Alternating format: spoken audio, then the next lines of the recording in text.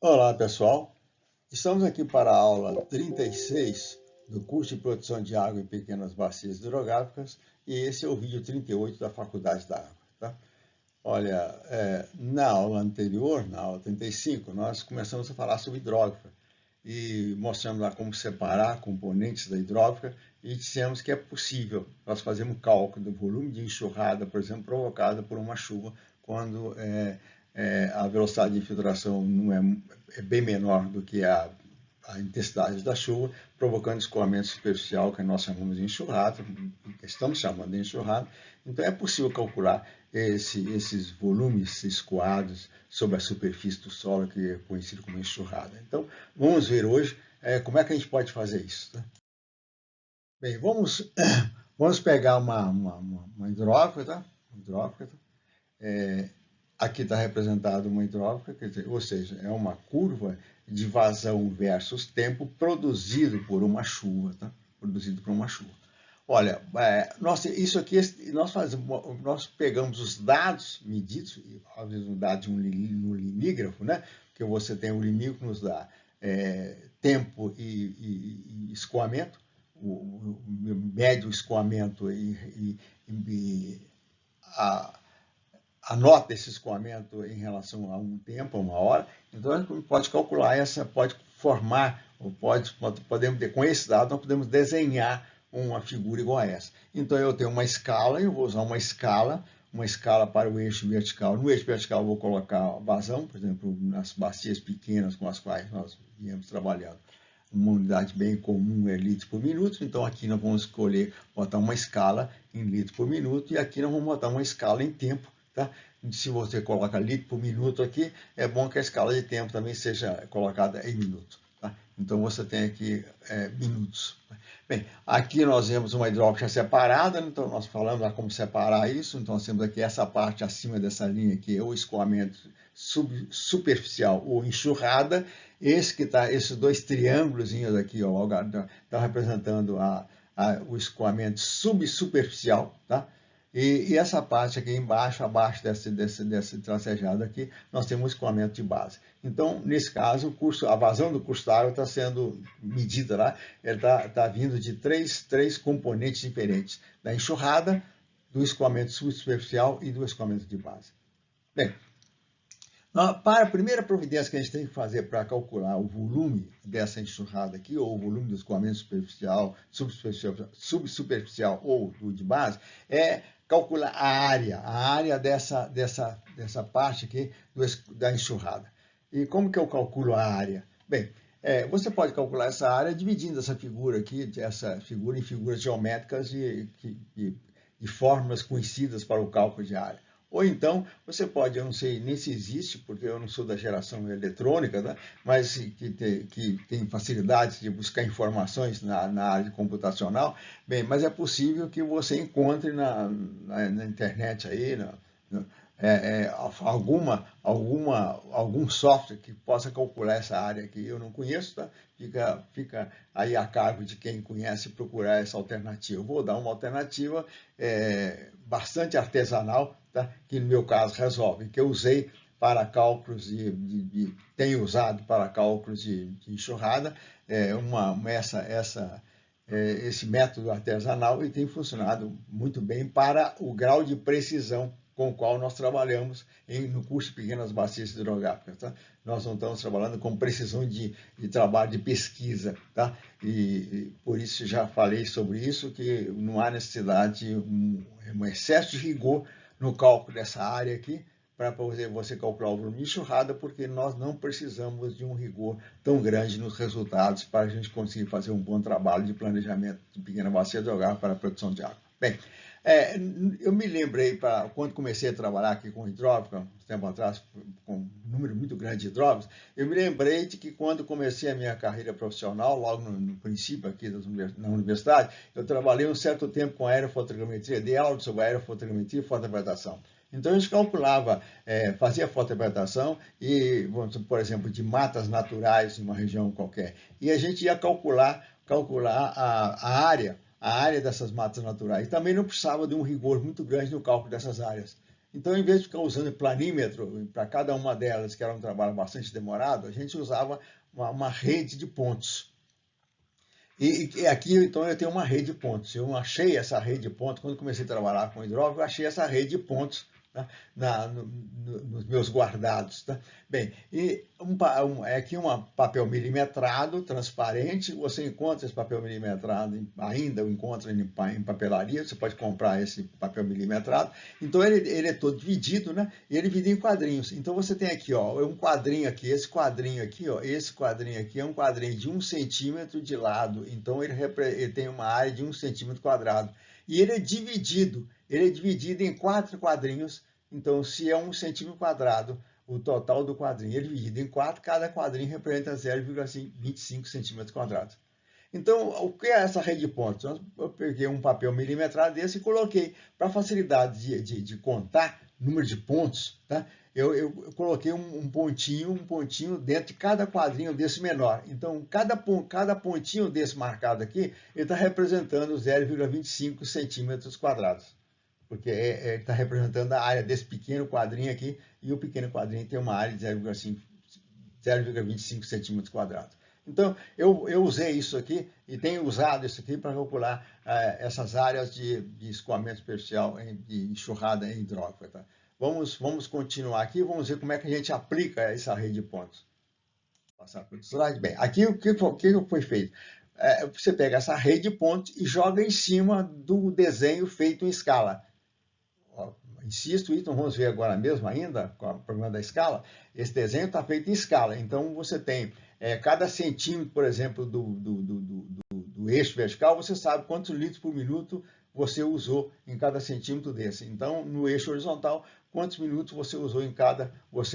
Então, ou melhor, no eixo vertical, o quanto de vazão de litro por minuto representa 1 centímetro. No eixo horizontal, quantos minutos representa 1 centímetro? Então, essa é a escala. Então, o desenho foi feito na escala.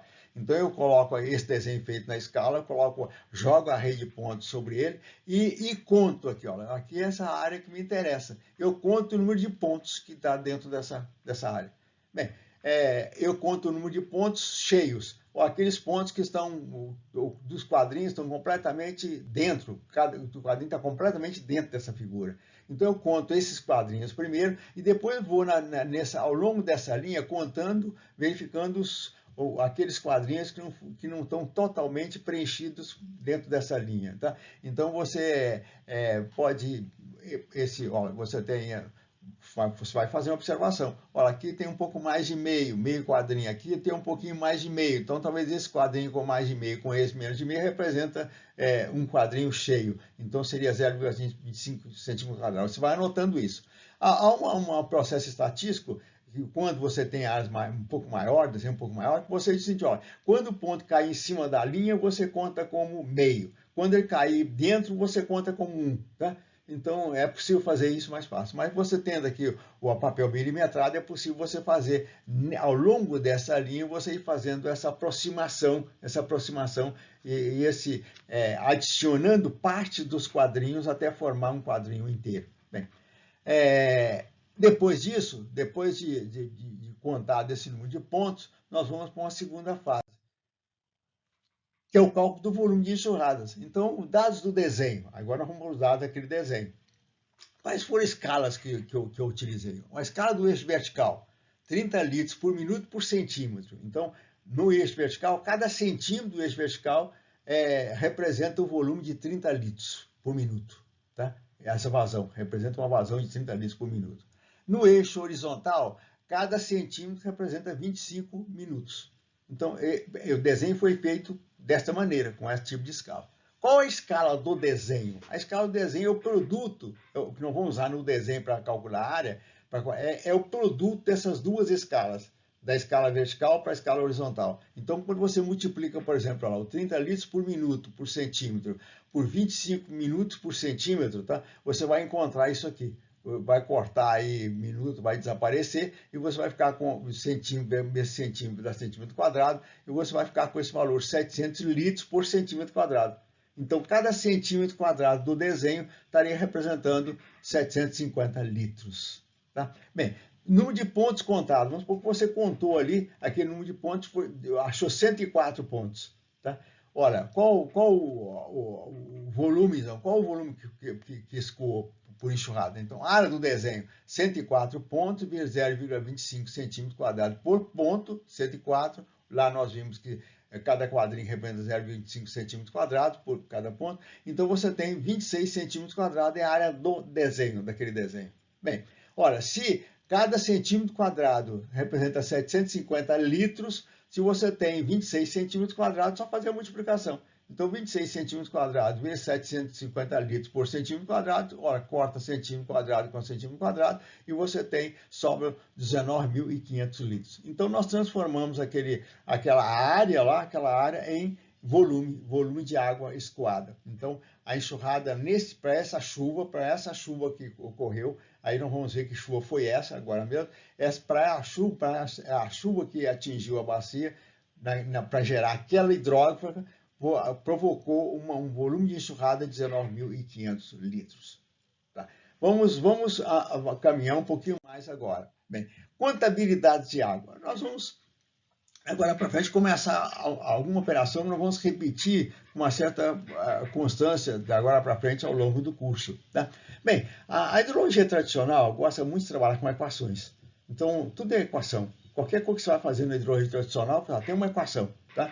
E aí as equações são muito usadas hoje porque a software que você já entra com dados no software, ele já calcula a equação, você entra com dados nela e o sistema computacional já te dá o resultado. E isso é muito bom para agilizar a um certo risco de você ficar viciado nisso e deixar de prestar atenção no fenômeno e ficar confiando muito e simplesmente em ter dados, a conseguir buscar dados, colocar numa forma e ter um resultado. E não verificar se esses resultados têm uma certa compatibilidade com o comportamento hidrológico da pequena bacia que você conhece. Tá? Então, por causa disso, na hidrologia de pequenas bacias, nós desenvolvemos esse sistema que nós chamamos de contabilidade de água. Em vez de usar uma equação, nós vamos calculando os valores que vão acontecendo ao longo das etapas do ciclo hidrológico. Vamos passo a passo. E por isso a gente vai tendo os valores que a gente quer, mas nós vamos acompanhando isso para ver se isso tem um certo significado. Além do mais, nas equações são comuns alguns fatos, por exemplo, você ter uma equação muito perfeita, baseada lá na física, tá? E você coloca, para corrigir os valores, você coloca coeficientes. Esses coeficientes vêm, às vezes, de tabelas. Você vai buscar esse coeficiente numa tabela. E esse coeficiente, às vezes, não está de acordo com a especificidade da pequena bacia com a qual você está trabalhando. Tá? Então, você tem uma bela equação que, na verdade, dá um péssimo resultado porque o coeficiente utilizado não estava adequado para aquelas condições.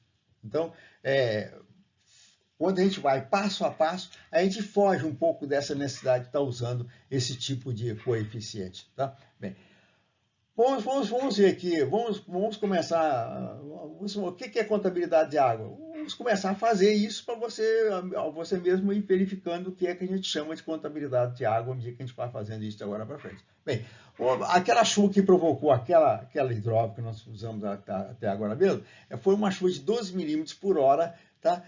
Com duração de 5 minutos. Como isso? Eu tinha um pluviógrafo, tá? Um pluviógrafo lá. Então, com esse pluviógrafo eu sei que a chuva foi de 12 milímetros por hora e ela durou 5 minutos. Então, eu selecionei essa chuva e fui verificar lá nos dados do linígrafo qual foi a distribuição dos volumes ao longo do tempo. Então, montei aquela hidrógrafa baseada nos resultados do linígrafo. Então, eu tenho agora duas coisas. Eu tenho os resultados do pluviógrafo e os resultados do linígrafo. Então, eu consigo ter essas informações que nós vamos usar agora para frente.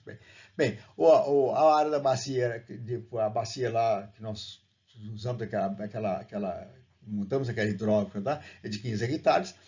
O volume escoado nós já calculamos no slide anterior, 19.500 litros. Então, a enxurrada foi de 19.500 litros. Bem, qual foi a quantidade de chuva em milímetro que atingiu essa bacia durante essa chuva. Então, olha, nós já estamos enjoados de fazer isso, né?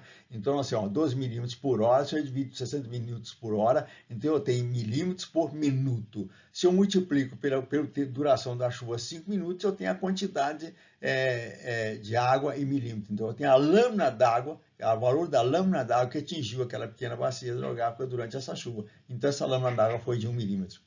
Tá? Se aquela área fosse plana, tá? E tivesse recebido essa chuva, depois da chuva você teria uma lâmina de água de 1 milímetro sobre essa área. Bem, qual foi o volume de chuva? Então nós temos aqui a lâmina, mas qual foi o volume? Então só saber a área da bacia. Então nós temos 15 hectares vezes 10 mil metros quadrados por hectare, que é o valor bem, vezes a lâmina d'água. A lâmina d'água vamos colocar em metros, né? Nós temos aqui, metro, 0,001 metro, milímetro, 1 milímetro, 0,001 metro. Então, isso dá 150 metros cúbicos. Então, metro quadrado vezes, corta metro quadrado vezes metro, dá metro cúbico. Tá? Então, 150 metros cúbicos ou 150 mil litros. Tá? Aí você, a unidade que você vai trabalhar, você escolhe. Bem, qual foi a percentagem dessa enxurrada? Então, quantos por cento daquela chuva que atingiu, do volume daquela chuva quantos por cento do volume daquela chuva que atingiu a bacia foi perdido por enxurrada, tá? Aquela enxurrada que foi detectada lá no limígrafo. Então é só, olha, 19.500 litros dividido por 150 mil litros, tá? Que é o volume escoar, volume de enxurrada, vezes o volume recebido pela bacia na chuva, vezes 100, você tem um valor de 13%. Então, essa chuva provocou 13% de volume de enxurrada em relação ao volume recebido pela pequena bacia. É um valor bem próximo de realidades que acontecem em pequenas bacias hidrográficas degradadas. Tá? Bem, vamos caminhar agora, vamos continuar fazendo agora a nossa contabilidade de água. Esse critério nós criamos já há bastante tempo e ele anda funcionando muito bem. E é bom que a gente vá acompanhando, né, passo a passo o que vai acontecendo. A gente vem acompanhando o que vem acontecendo na bacia.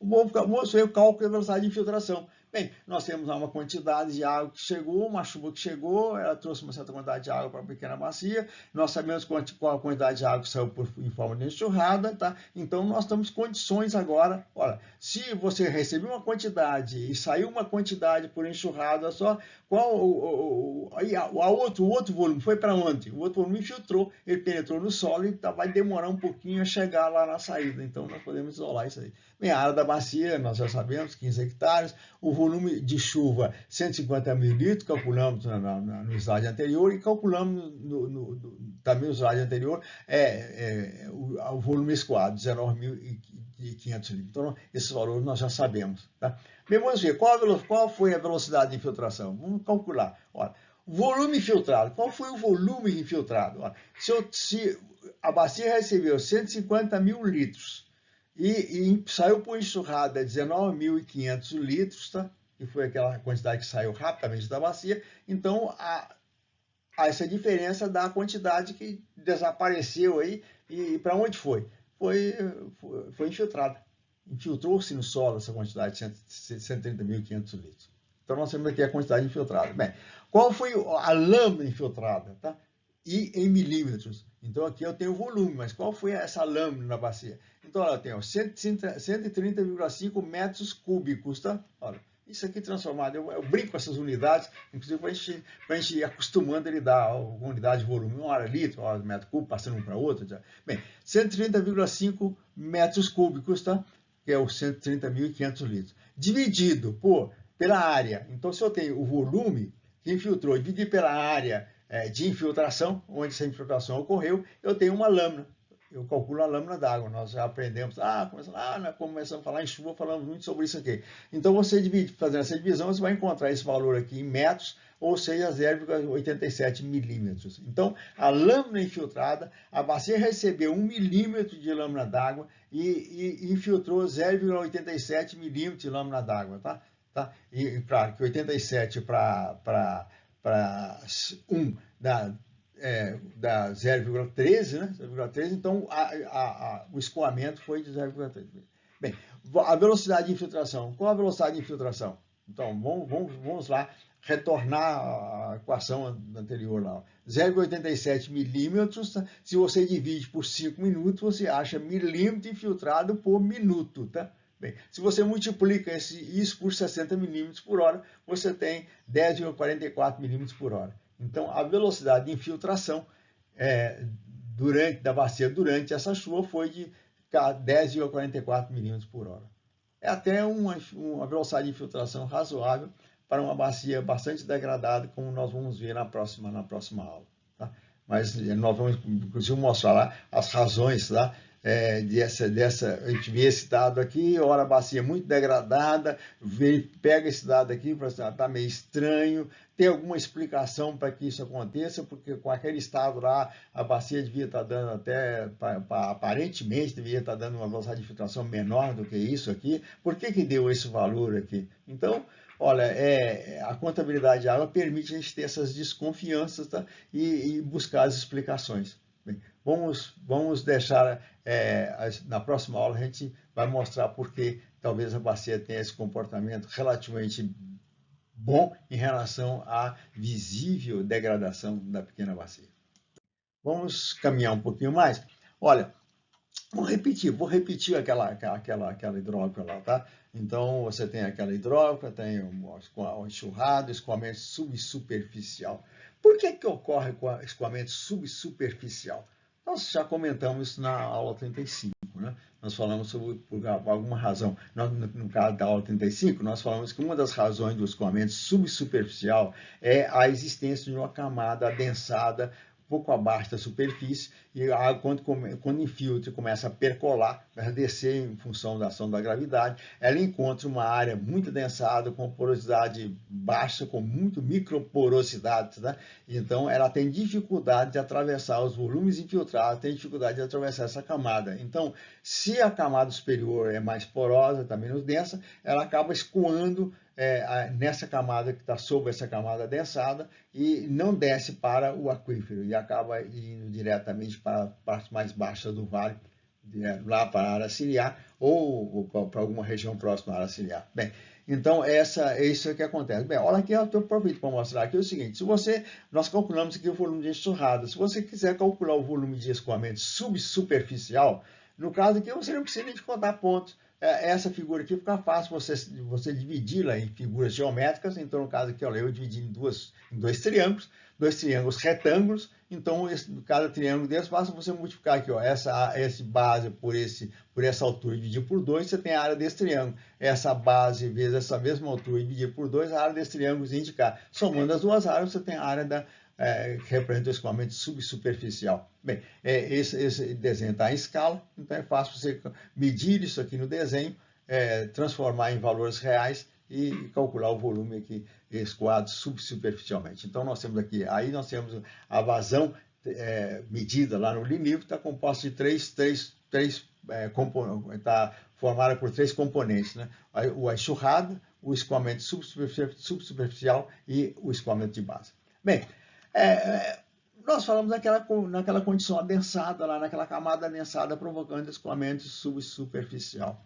Mas nós quando formos discutir a influência da floresta na produção de água, nós vamos conversar um pouco mais sobre isso. Mas vamos dar uma dica aqui de que nem sempre o escoamento subsuperficial pode acontecer por causa da presença dessa camada adensada. Tá?